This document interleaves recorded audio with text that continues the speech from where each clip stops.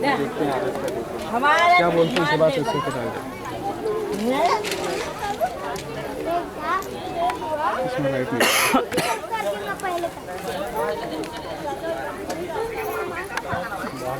नहीं परमिशन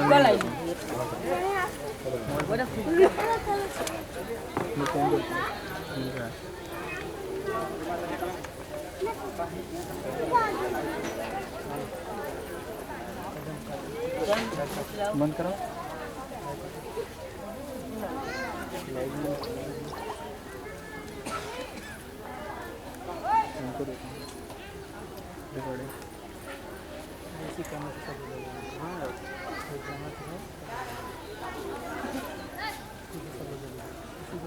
वही कह रहा है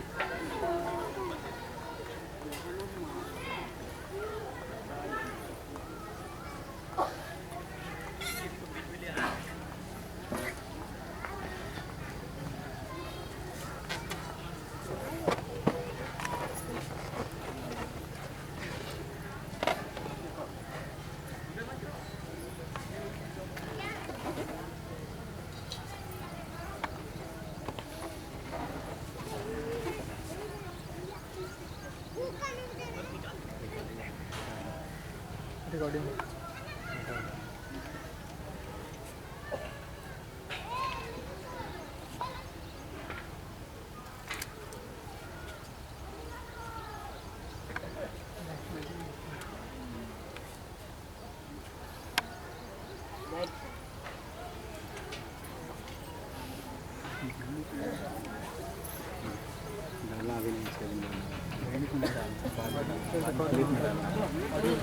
अभी सत्संग का रिकॉर्डिंग नहीं करना है, लाइन नहीं चलेगा।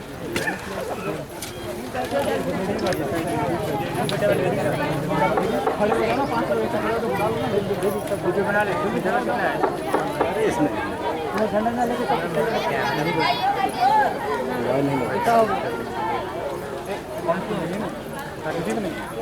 फिर ऊपर कौन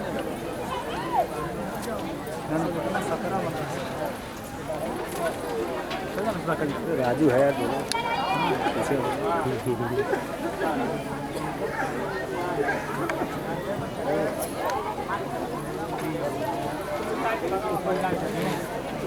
जा ही नहीं रहा, ऊपर जा रहा हमारे के लगे माइक साइड करेगा।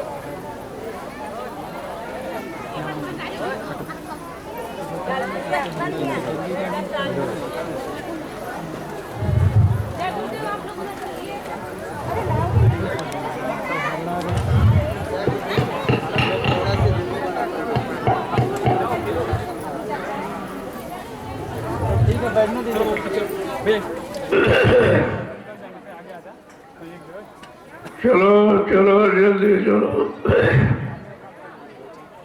दौड़ के आओ प्रेमियों।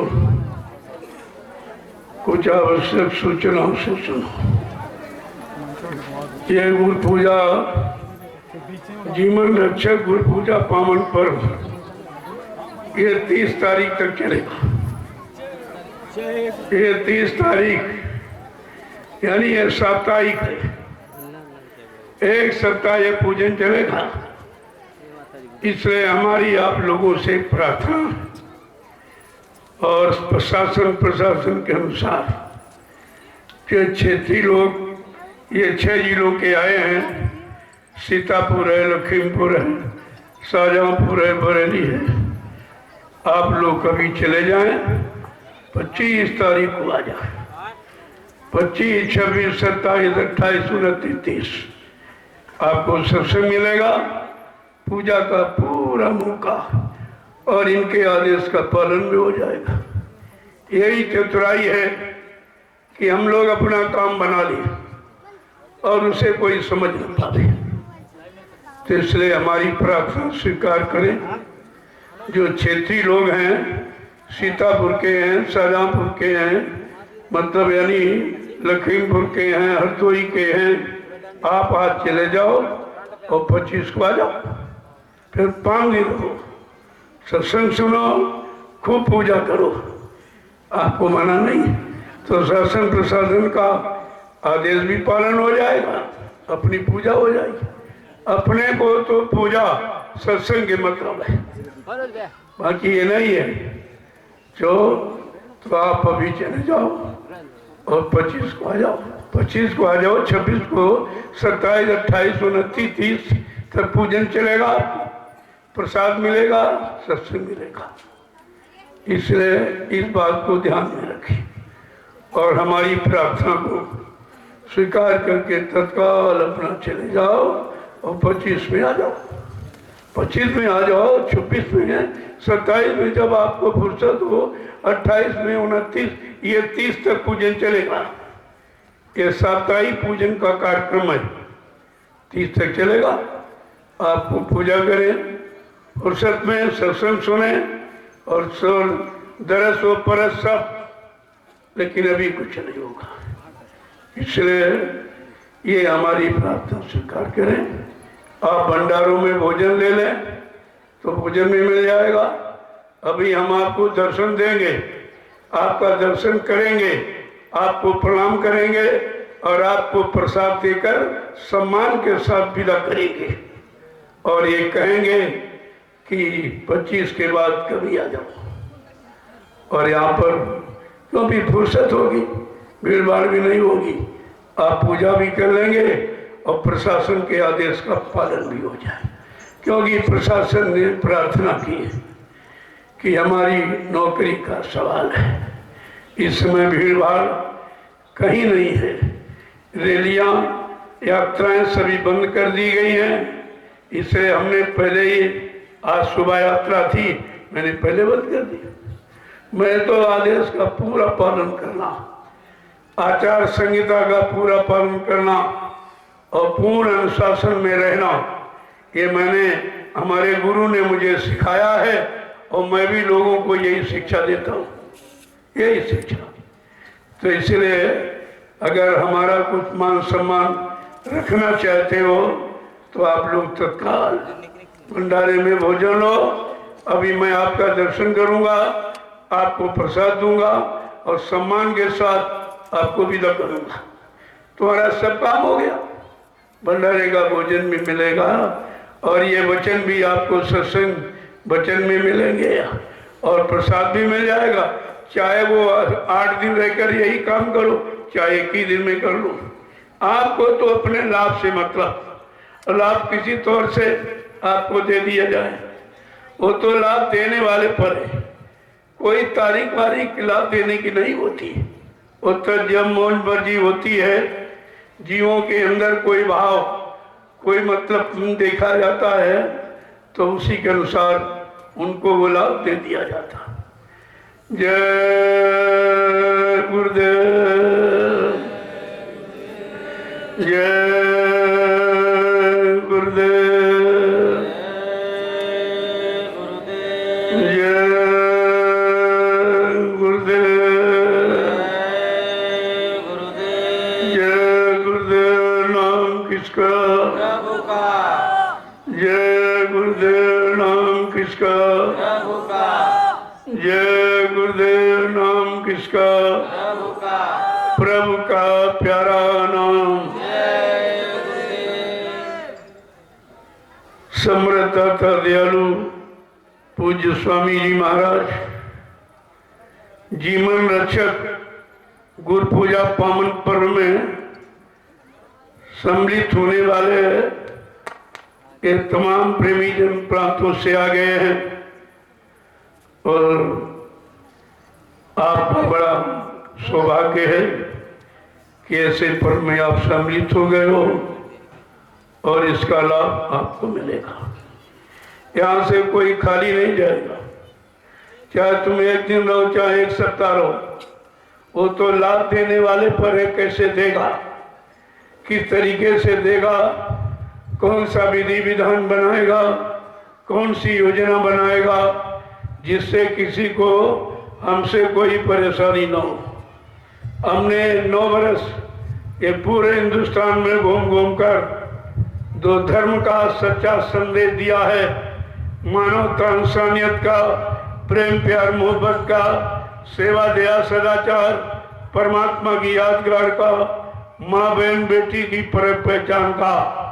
जो मैंने ये संदेश दिया है ये किसी ने नहीं किया और 9 वर्ष से आपको समझाया और आज भी आपको दे रहा हूं। तो संदेश संदेश उस सत्य देश का संदेश यहाँ तो दिया जा रहा, लेकिन है सत्य देश जाने का।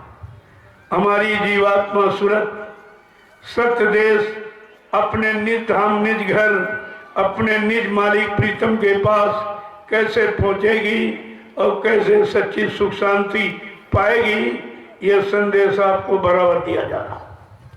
यह कहीं नहीं होता। आप हिंदुस्तान में कहीं चले जाओ, यह संदेश कहीं नहीं होता।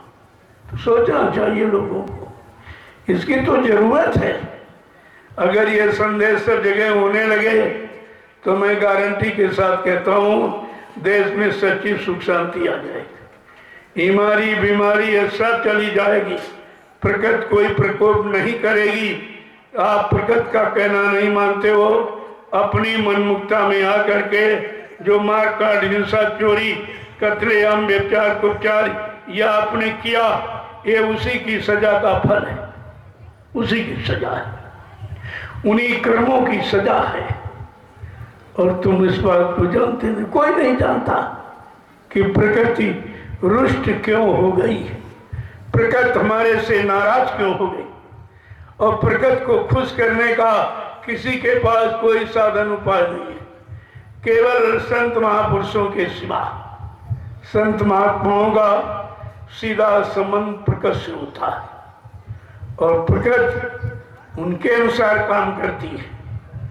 उन्होंने प्रकृति पर भी अपना एक तरह से अधिकार जमा रखा है, जो वो कहेंगे वही प्रकृति करेगी। तो आपको मालूम होना चाहिए कि उनकी वाणी में कितनी दया, कृपा, मेहरबानी भरी है। उनकी वाणी में सबके प्रति सबको लाभ मिले और सबको सुख शांति मिले और सब प्रेम प्यार मोहब्बत में, परिवार में, समाज में, देश में अपनी अपनी जातियों में रहें। यह शिक्षा संत महात्मा दी थी। अगर इसी शिक्षा का प्रसारण हिंदुस्तान में शुरू हो जाए तो कोई दुख तकलीफ, कोई अव्यवस्था, कोई प्राकृतिक प्रकोप, बीमारी, महामारी, ये लड़ाई झगड़ा, ये मारकाट, हिंसा, चोरी, कत्लेआम, व्यभिचार, कुचार, ये सब बंद हो जाएगा। लेकिन महात्माओं के सिवा एक काम कोई नहीं कर सकता। आपने तो 70 साल की आज़ादी देखी है, कितने चुनाव हुए, कितने प्रधानमंत्री, मुख्यमंत्री, राष्ट्रपति बने, लेकिन किसी ने आज तक जनता का कोई काम नहीं बनाया। ये बनते रहे, बिगड़ते रहे, हटते रहे, लेकिन जनता का कोई काम नहीं हुआ। तो आपको तो सोचना चाहिए, ये चुनाव प्रणाली जनता को सुख देने वाली नहीं है। वो तो महापुरुषों की प्रणाली, महापुरुषों की भूमिका, उनकी योजना जो यहाँ पर लागू होगी तब जीवों को सुख शांति मिलेगी। उस योजना का नाम है दूरदर्शी, जो सबके कष्टों को दूर करेगी, जो दूर तक देखती है, दूर तक समझती है, दूर तक जानती है और सबके दुख को दूर करने की योजना, भूमिका, व्यवस्था रखती है। उसको कहते हैं दूरदर्शी।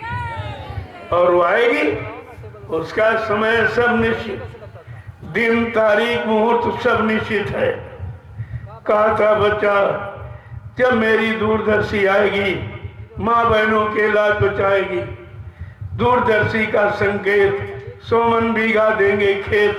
दूरदर्शी का उद्देश्य विश्व गुरु हो भारत देश। ये भारत विश्व का अगुवा रहा और रहेगा, लेकिन आध्यात्मिक दृष्टिकोण से, भौतिक दृष्टिकोण से नहीं। आध्यात्मिक दृष्टिकोण। इसलिए आप व्यवस्था को समझें, अपनी जगह तटस्थ रहें, मजबूती से खड़े रहें। एक दिन वो समय आएगा जिसके लिए बाबा जी ने बड़े जोरदार शब्दों में कहा था, जोर लगा ले अहले जमाने, तू कब तक जोर लगाएगा, जग में जय गुरुदेव का झंडा लहर लहर लहराएगा।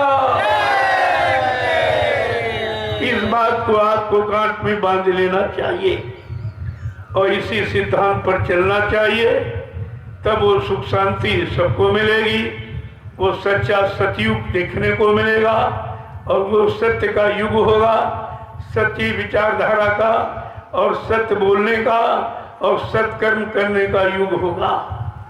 इसलिए आप संदेश तो सुनिए रहे, अरे चाहे एक घड़ी का सत्संग हो आपको मिल जाए, उसी से काम हो जाएगा। ये जरूरी नहीं है कि मतलब सुनाया तो मथुरा में 10 जुलाई 1952 से 2012 तक सुनाया गया, किसने सुना और किसने माना और किसने जाना और किसने पहचाना और किसने अपनी जीवात्मा का कल्याण कर दिया, ये सब के सब चारे पे। इसलिए हमारा मतलब भीड़ लगाने का नहीं है, भीड़ लगाना हम अच्छा नहीं समझते। एक कोई विभीषण, एक कोई हनुमान मिल जाए तो लंका का काम हो जाएगा, ज्यादा की जरूरत नहीं है। लेकिन वो विभीषण, वो हनुमान कब निकलेगा, कौन बनेगा, कौन सामने आएगा, कौन ये काम करेगा, किसका नाम होगा, इतिहास किसके नाम का बनेगा, ये सब जानकारी हमने आपको पहले से करा रखी है। आप न समझ पाए मेरे वचनों को, मेरी वाणी को, वो बात एक अलग की है। मैंने इस 9 वर्षों में पूरे हिंदुस्तान में घूम घूम कर, और ऐसा नहीं शासन प्रशासन से परमिशन लेकर, मैंने ये सारे हिंदुस्तान में ये आध्यात्मिक संदेश दिया है। और इसीलिए आज मैं आपसे प्रार्थना करता हूँ, हम लोग जब हमेशा शासन प्रशासन का आदेश मानते रहे, उनको आदेश को लेकर ही मैंने ये बिगुल बजाया है कि कलयुग जाएगा और सतयुग आएगा। तो आज भी हमें आपको काम करना है। क्या जरूरी है कि भीड़ लगा कर क्या पूजा होती है? अरे पूजा तो अकेले में होती है, पूजा तो अपने निजी लाभ के लिए होती है। वो मैंने एक साप्ताहिक कार्यक्रम रखा है कि 24, 25, 26, 27, 28, 29, 30 किसी दिन आप आ जाओ, पूजा कर लो, चले जाओ, तो तुम्हारा काम भी हो जाए और उधर प्रशासन का आदेश पालन हो जाए। यही तो बुद्धिमानी है। इसलिए आज आप लोग चले जाओ और 25 तारीख, 25, 26, 27 किसी दिन आ जाओ, तुम्हारे लिए 5 दिन पूजा के सुरक्षित है। लाभ आपको तौर तरीके से मिलेगा। अपनी हट से, अपनी जिद से आप कोई लाभ नहीं ले सकते। लाभ तो देने वाले पर निर्भर है, वो कैसे दे रहे, आपको यहीं से फेंक दे, वो उसकी मौज मर्जी पर है। जब उनके आदेश का पालन करोगे तो लाभ आपके पास होगा। मैंने सब कुछ आपको समझा दिया था। ये मानव शरीर है, परमात्मा ने बड़े भाग से दिया है, हमें इसको भाग्यशाली ही बनाना। भाग्यशीलता क्या है कि जीवात्मा जगह परमात्मा से मिले। इस काम के लिए हमको मालिक ने यह शरीर दिया। अगर ये काम आपने नहीं किया तो ये जीवन व्यर्थ में चला गया और कितनों करोड़ों का जा रहा। किसी की समझ में नहीं आया कि मानव शरीर क्यों मिला है, क्योंकि यहाँ तो जानकारी केवल ये चीज दे दी गई है, आहार निद्रा भय मैथुनस्य, खाना पीना सोना कमाना, मल मूत्र त्याग करना, आल औलाद बच्चे पैदा करना। इसके अलावा मानव जीवन का कोई अर्थ ही नहीं बताया गया और न किसी के जाना। सभी ने इंद्रियों के, भोगों के, इन्हीं कर्मों में फंसे रहे अनमोल जीवन चला गया, व्यर्थ व्यर्थ में चला गया। कहा था महापुरुषों ने, दिवस गमायो खाए, रहन गवाई सोए और दिवस गमायो खाए, और हीरा जन्म अमोल था कौड़ी बदले जाए। कहा हीरा के समान ये कीमती जिसकी कोई मूल्य नहीं है, ऐसा ये मानव तन शरीर परमात्मा ने हमें आपको अब की बार इसी काम के लिए दिया था कि जाओ मृत्यु लोक मंडल में संत महापुरुष की तलाश करना, जो मानव जीवन का अर्थ जानते हैं, मानव जीवन की सार्थकता जानते हैं, मानव जीवन किस लिए मिला वो उनको सब मालूम है। वो मिल जाएंगे, आपको रास्ता बता देंगे तुम्हारे सच्चे घर का। आप रास्ते पर चलकर अपने घर चले जाना, बस आपकी मंजिल पूरी होगी। इतने काम के लिए मिला, और जब तक ये नहीं करोगे तब तक तो भाई कोई लाभ नहीं मिलेगा। ऐसे आने जाने से कोई लाभ नहीं है। पहले तो मानव शरीर की कीमत समझो। महापुरुषों ने क्या कहा, ये तन का फल विषय न भाई, स्वर्गो स्वल्प अंत दुखदाई। काई जीवन मनुष्य शरीर का फल विषय भोग नहीं है। विषय भोग करके सत्कर्म कोई शुभ कर्म करके इंद्रियों वाला स्वर्ग लोक में जा सकते हो, लेकिन वहां से भी जब पुण्य खत्म हो जाएगा वहां से ढकेल दिया जाएगा। पूर्ण छीड़े मृत्यु लोके, वो पुण्य जब छीड़ हो जाएगा तो मृत्यु लोक में आपको फिर ढकेल दिया जाएगा। इसका मतलब बीच के किसी लोक से हम अपने घर नहीं जा सकते। वो तो मृत्यु लोक में संत महापुरुष मिले, वो युक्ति दे दे, रास्ता बता दे, उनकी दया हो जाए, उस रास्ते पर चलकर आप अपने घर जा सकते हैं। कितना सरल रास्ता दे दिया कलयुग में, जो अन्य युगों में बड़े बड़े ऋषि मुनि योगी महर्षियों अवतारी शक्तियों को नहीं मिला। वो रास्ता आज उनकी दया कृपा से हमें आपको बड़ी सरलता में मिल गया। तो हमें आपको असली काम तो ये है, भजन करो। 8 घंटे परिवार की सेवा, समाज की सेवा, देश की सेवा, बाल बच्चों की सेवा, पालन पोषण के लिए 8 घंटे करो, वो भी सच्चाई, ईमानदारी, मेहनत से। और इसके बाद समय जब शाम को आओ, भोजन के पहले, सोने के पहले 1 घंटा इसी मनुष्य मंदिर में आत्मा से उस परमात्मा का भजन करो। सुबह और शाम दोनों वक्त करो, ये काम तुम्हारा सहज में हो जाएगा। इधर घर गृहस्थी का कर्जा भी निपट जाएगा, बाल बच्चों का, और इधर धीरज से 2 घंटे समय निकाल कर अपनी आत्मा का काम भी कर लोगे। देखो कितना सरल। ना कलयुग में कोई साधु नहीं बनना, कोई दाढ़ी बाल नहीं रखाना, कोई काले पीले लाल कपड़े, यानी बाहर का पाखंड कुछ नहीं करना। क्यों? विषय अंदर का है, बाहर करने से लाभ मिलेगा नहीं आपको। तो आपको साधु बन जाना है। साधुता यानी विचारों का, ये विचार आपके सात्विक हो जाए, अच्छे हो जाए, नेक भले हो जाए, यही तो साधु की पहचान है। लेकिन साधु का मतलब जिसने तन मन वचन इंद्रियों को साध लिया है, जो शाकाहारी, सदाचारी, ब्रह्मचारी, उसे साधु कहते। तभी कहा है साधु से होए न कारज हानि। साधु संत महात्माओं से कभी भी काम की हानि नहीं हो सकती। अगर ये बात लोगों ने पढ़ ली होती, समझ ली होती, तो आज ये धार्मिक व्यवस्था में कोई बाधा नहीं पड़ती। लेकिन ये बेचारे कुछ नहीं जानते। ये खाने कमाने के सिवा वही पशुवत जीवन व्यतीत कर रहे। पशु भी खाता है और कमाता है, बाल बच्चे पैदा करता, वही तुम कर रहे हो। तुम्हारे पशुओं में अंतर क्या है? मानव शरीर प्रभु प्राप्ति के लिए मिला है। इसलिए सुबह शाम घर गृहस्थी परिवार में रहो, बाल बच्चों के बीच रहो, लेकिन 1 घंटा सुबह, 1 घंटा शाम को आत्मा के घाट पर बैठकर परमात्मा का सच्चा भजन करो। ये मानो तो जीवन का अर्थ। तो आपको तो रास्ता मिला, घर में बैठ कर आप करिए, जब कभी इच्छा हो तो सत्संग में चले आओ, वचनों को सुन लो, फिर ताकत मिल जाएगी, फिर शक्ति मिल जाएगी, विचार फिर मजबूत हो जाएंगे, मन को ताकत मिलेगी, फिर वो काम में लग जाएगा।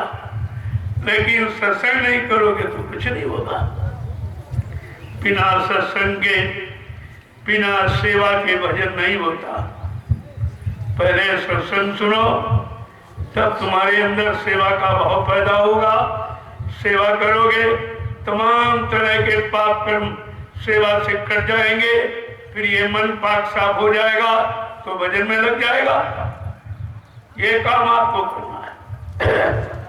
इसलिए मैं 25-26 में फिर आपको संदेश दूंगा, वो तो 5 दिन चलेगा, लेकिन अभी 24 तो कुछ नहीं। जो आदेश है मैं ही उसका पालन करूंगा, बाकी जो कहते ये कभी नहीं कहते, ये खुद ही कुछ नहीं जानते आदेश क्या है, आदेश का मतलब क्या है, ये उनको खुद ही नहीं मालूम। आदेश माने अपने देश में हम कैसे रहें, किस मर्यादा में रहें, कैसे सुंदर अच्छे खान पान में रहें, इसको कहते आदेश। जब ये मान लोगे तो संदेश समझ में आ जाएगा, और संदेश समझ में आ गया, जब सत्य देश की तैयारी हो जाएगी अपने घर पहुंचने की। तो जो चीज, क्योंकि ये कलयुग की नहीं है, इसलिए कलयुग में तो षड्यंत्र है, कलयुग में बाधा है, इनमें धर्म में बाधा, कर्म में बाधा, सच्चाई देखा नहीं, मंदिर में चीज में ताले लगे। क्या कभी सुना, पढ़ा था आपने कभी ऐसा? किसी युग में ऐसा हुआ कि धर्मस्थलों को बंद कर दो? ये क्या है? ये नास्तिकता, इसी को नास्तिकता कहते हैं। जब ऐसा समय आ जाएगा, धर्म कर्म समाप्त हो जाएगा, मानवता, इंसानियत, प्रेम, प्यार, मोहब्बत ये सब चला जाएगा, माँ बहन बेटी बहू की पहचान खत्म हो जाएगी, तब क्या लिखा? इसीलिए तो धर्मशास्त्रों ने पहले इशारा कर दिया कि जब जब हो ये धर्म की हानि और बाढ़ असुर अधम अभिमानी। कितना साफ लिखा, असुर, अधम, अभिमानी। जब 3 वर्गों में ये समाज डिवाइड हो जाएगा तब धर्म चला जाएगा, और जब धर्म चला जाएगा कोई न कोई परमात्मा की तरफ से आ जाएगा। सत्य का, धर्म का, मानवता का, इंसानियत का संदेश देने के लिए कोई न कोई आ जाएगा। तो आपको तो ये सब मालूम है, सभी यही हो रहा। गीता ने कहा, यदा यदा ही धर्म ग्लानिर्भवति भारत अभ्युत्थानम धर्मस्य तदात्मानं सृजाम्यहम्। कितना साफ गीता कह रही है, सब यही कह रहे हैं जब जब धर्म की हानि होगी, लेकिन कर्म की हानि के बारे में कुछ नहीं कहा। इसका मतलब धर्म माने व्यवस्था, धर्म माने कोई लाल पीला कपड़ा पहनना, कोई दाढ़ी बाल बढ़ाना, कोई चंदन बंदन लगाना, ये धर्म नहीं है। कागज पत्थर पानी इसमें आस्था पैदा करना ये धर्म नहीं है। इसलिए धर्म की व्यवस्था आप समझें। आज धर्म की व्यवस्था में जो आज ये बाधा पड़ी है, इसका परिणाम बड़ा बुरा होगा, बहुत खराब होगा।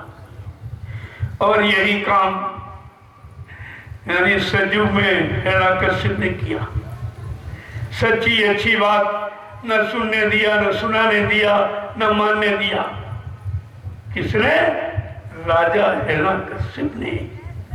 ये राजा जब ऐसा हो जाएगा, धर्म कर्म भूल जाएगा, मानवता, इंसानियत, प्रेम, प्यार, मोहब्बत, सेवा दया, सदाचार, परमात्मा की याद, घर जब शासक भूल जाएगा, माँ बहन बेटी की पहचान खत्म हो जाएगी, तब समय खराब आ जाएगा, दुर्दिन का समय आएगा। ये सब। और त्रेता में राजा रावण देखो ये राजा की तरफ से ही क्या हुआ। हर युग में और आज भी ये शासन प्रशासन ही रोक लगा रहा कि आप धर्म का संदेश मत दीजिए, अच्छी बात मत बताइए, अच्छे रास्ते पर लोगों को चलने की सलाह मत दीजिए। ये क्या है? ये घोर अधर्म है। और इसके ये सब भागीदार हनुमंता विशास्ता निहन्ना के विक्रय संत करना चोपरना चखादत का चेत्यात का ये 10 अपराधी माने जाते। सबसे बड़ा अपराधी अनुमत शराब देने वाला। यह सब आपके सामने है, किसका परिणाम कोई अच्छा नहीं। ऐसे त्रेता में राजा की बुद्धि बिगड़ी, द्वापर में राजा रावण की बुद्धि बिगड़ी, और द्वापर में राजा कंस की बुद्धि बिगड़ी, और त्रेता में राजा रावण की बुद्धि बिगड़ी। आज कलयुग में शासक प्रशासन की बुद्धि बिगड़ी कि शराब के ठेके खुले पड़ी थे, वहां बीमारी नहीं है। जबकि मैंने कहा हमारे यहाँ 1 लाख चाहे 10 लाख लोग इकट्ठे हो जाएं, लेकिन मेरे यहाँ कोई बीमारी नहीं आएगी, कोई बीमार नहीं होगा। अरे कोई एक बीमार निकल आता तो आप प्रतिबंधित कर देते, आप रोक देते।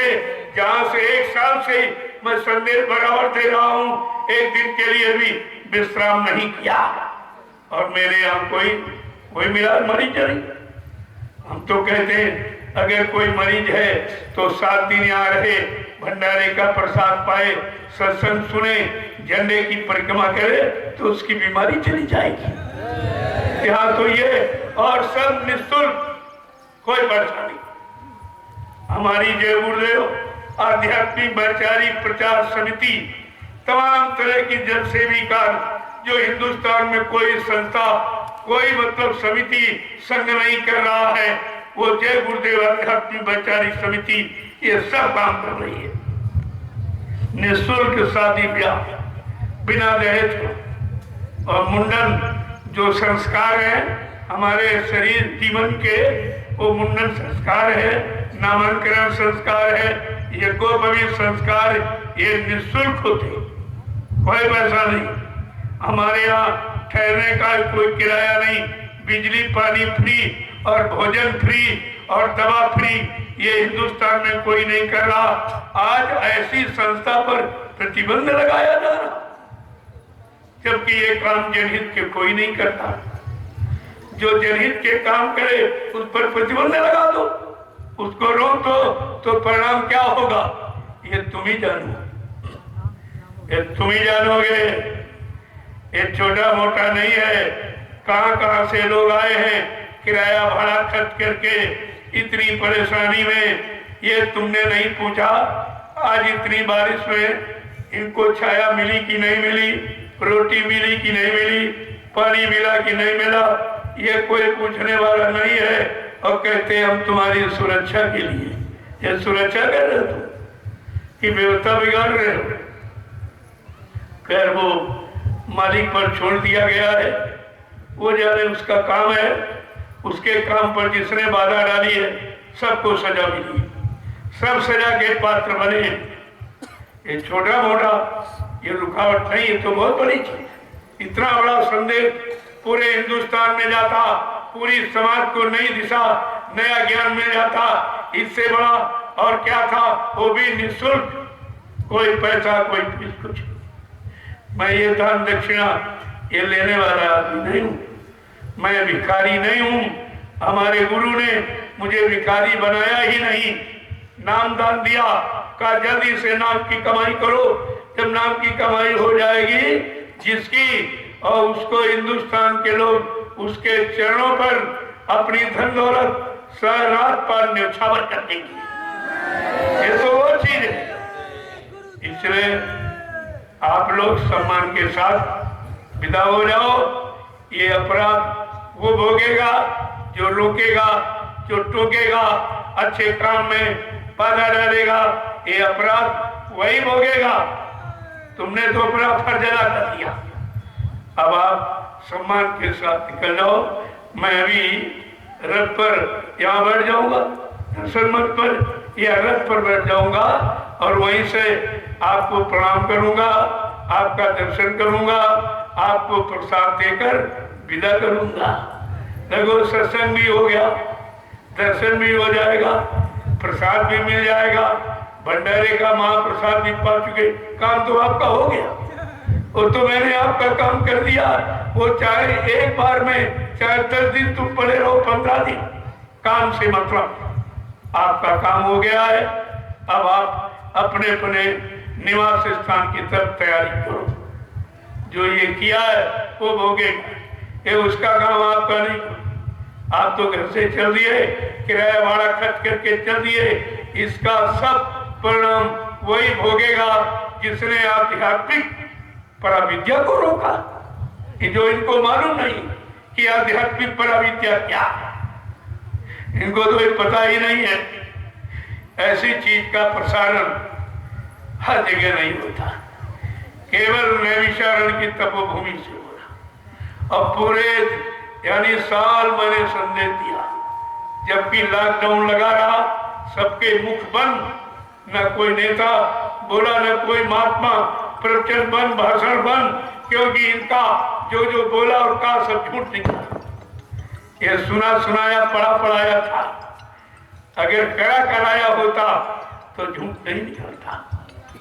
इसलिए मैं बराबर संदेश देता रहता हूँ। अभी बीच में थोड़ा स्वास्थ्य खराब हो गया था, तो 1 महीने बने बंद रखा, मैं फिर प्रारंभ कर दूंगा। संदेश कोई नहीं रोक सकता, और ये संदेश यहाँ का नहीं। तुम यहाँ का रोक सकते हो, लेकिन सत्यदेव जिसको तुम जानते नहीं, वहां क्या क्या रोकोगे। जय गुरुदेव, जय गुरुदेव, जय गुरुदेव, जय गुरुदेव। नाम किसका? प्रभु का। जय गुरुदेव। नाम किसका? प्रभु का। जय गुरुदेव। नाम किसका? प्रभु का। प्रभु का प्यारा नाम। जरा खड़े हो जाइए तो देखो, इतनी कमी है अभी, जितनी तुम देर में खड़े हो पाते, इतनी स्फूर्ति बिजली की तरह। क्योंकि अब ये काम का समय है, अब ये काम का समय है।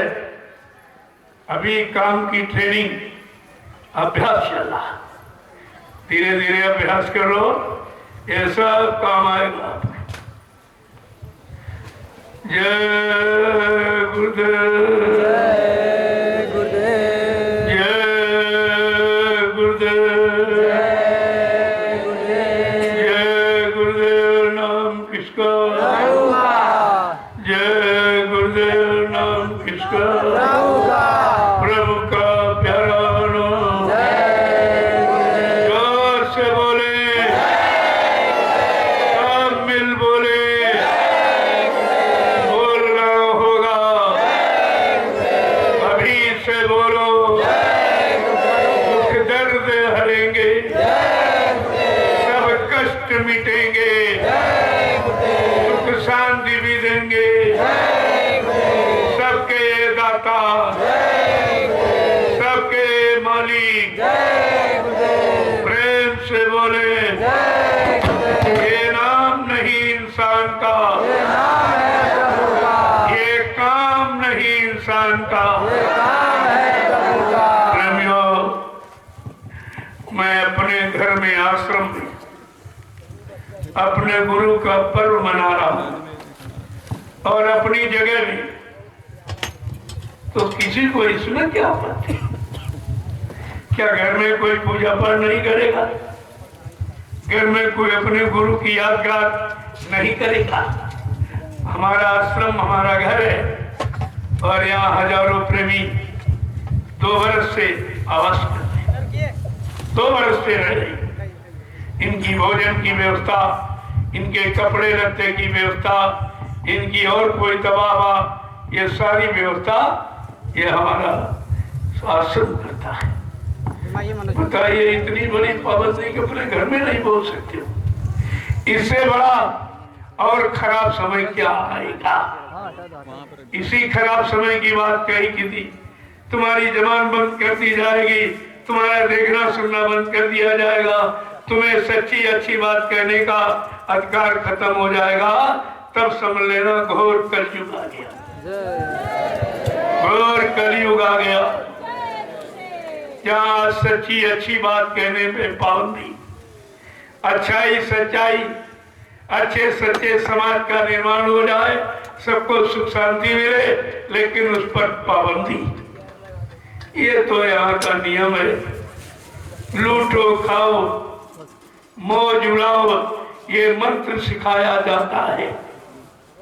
ये मंत्र इनका, ये मंत्र है कलयुग का, कलयुग का ये मंत्र। जनता की जरूरी चीजों पर पाबंद लगाया जाता है। लूटो खाओ मौज उड़ाओ, ये मंत्र सिखाया जाता है। आज ये हो रहा है, लेकिन हमें आपको इसके अनुसार नहीं चलना।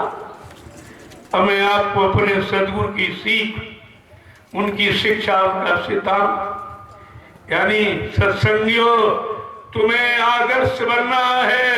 संदेश सदगुरु का तुम्हें चरितार्थ करना है, ये काम आपको करना। इसलिए घोर कलयुग है। कहना ना बोलना, कुछ ताले जुआ पर रखना और चुटकी का खेल अपनी और चुटकी बजा दिखाना, आपका ये काम है। इसलिए मैं यहीं से विराम ले रहा हूं और आप लोगों से बार बार प्रार्थना गुजारिश है कि आप लोग, ये क्षेत्रीय लोग, जो क्षेत्रीय हैं, ये सीतापुर है, लखीमपुर है और शाहजहांपुर है, हरदोई है, बरेली है, ये लोग चले जाए। और ये 25 के बाद फिर किसी समय आ जाओ। पूजा तो आपके यहाँ 1 सप्ताह होगी, संदेश भी उसी समय मिलेगा। तो इस समय रह के आप क्या करेंगे?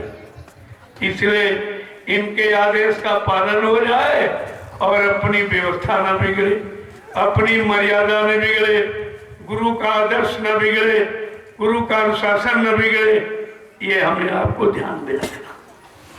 तो मैं अभी आपका दर्शन करूंगा और आपको प्रसाद दूंगा, आपको प्रणाम भी करूंगा, क्योंकि आप आदेश पालन में हो।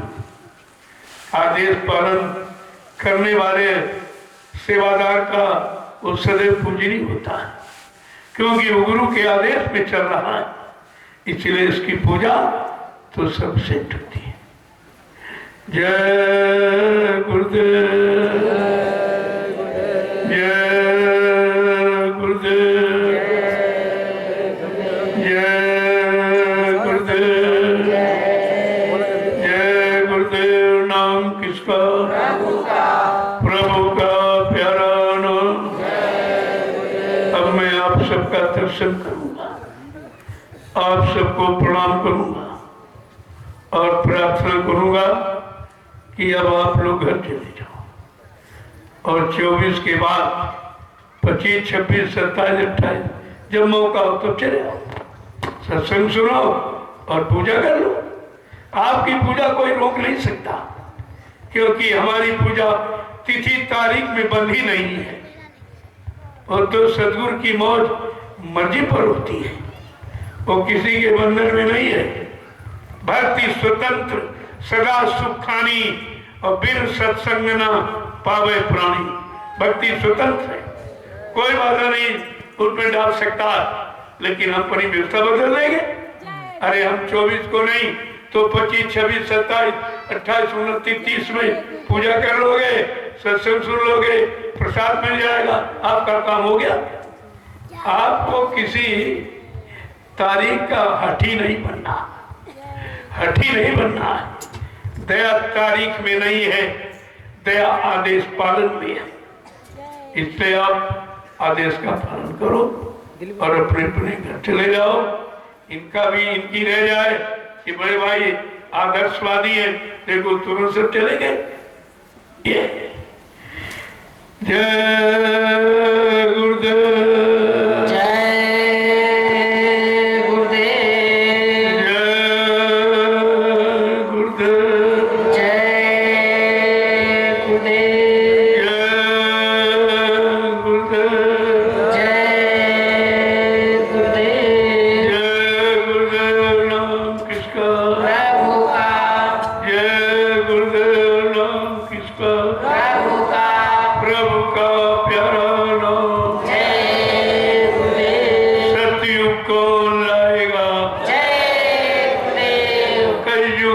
काम भगाएगा? जय गुरुदेव। विश्व में सुख शांति कौन लाएगा? जय गुरुदेव। इस पाठ को हमेशा याद रखो, ये मूल मंत्र है, इसको हमेशा याद रखो। और ये काम हिंदुस्तान के विश्व में कोई नहीं कर सकता, न कलजू भगा सकता, न सज्जू ला सकता।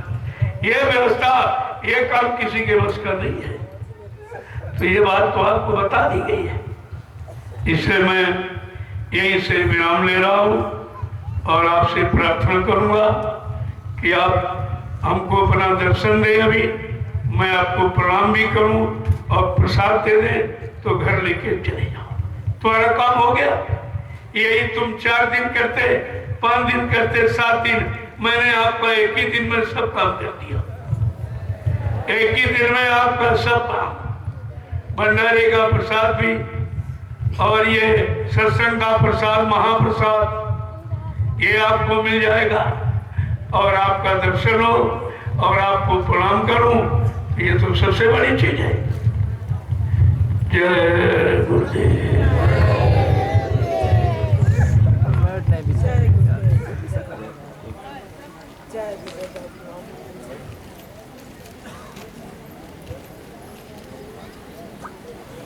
जाओ दिखाओ देवी मैट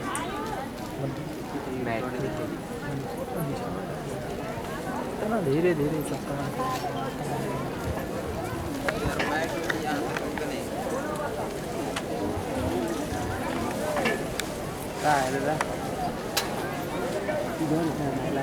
अरे भैया दादा यहाँ लगे पहले, इधर इधर यहाँ से लग रही है, पीछे तरह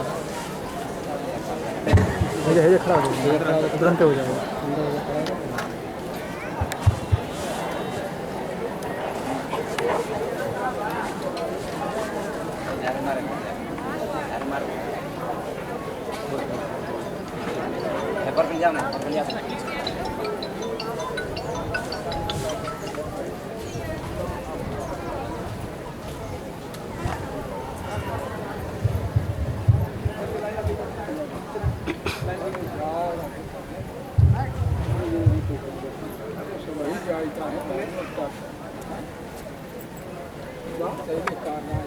जाइए